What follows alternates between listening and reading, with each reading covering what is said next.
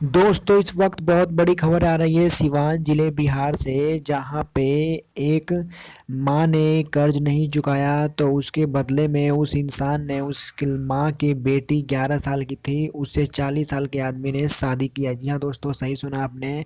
उस लड़की की माँ ने 5 से 7 लाख रुपए कर्ज लिया था उधार, जो कि उसकी माँ ने नहीं चुकाया। इसी बदले में उस 40 साल के आदमी ने 11 साल की लड़की से शादी किया।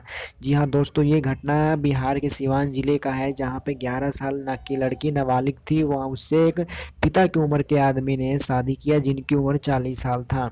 अब वो गिरफ्तार हो चुका है क्योंकि वो नाबालिग से शादी किया था। दोस्तों आप क्या कहना चाहेंगे, प्लीज़ हमें कमेंट करके ज़रूर बताएं। ऐसे लोगों पे सख्त से सख्त कार्रवाई होनी चाहिए। जिस उम्र की लड़की उनकी बेटी की उम्र है, उस बेटी की उम्र से उसने शादी किया। आप क्या कहना चाहेंगे, प्लीज़ हमें कमेंट करके ज़रूर बताएं। अगर वीडियो अच्छी लगी हो तो लाइक कीजिएगा, चैनल को सब्सक्राइब कीजिएगा। Thank you.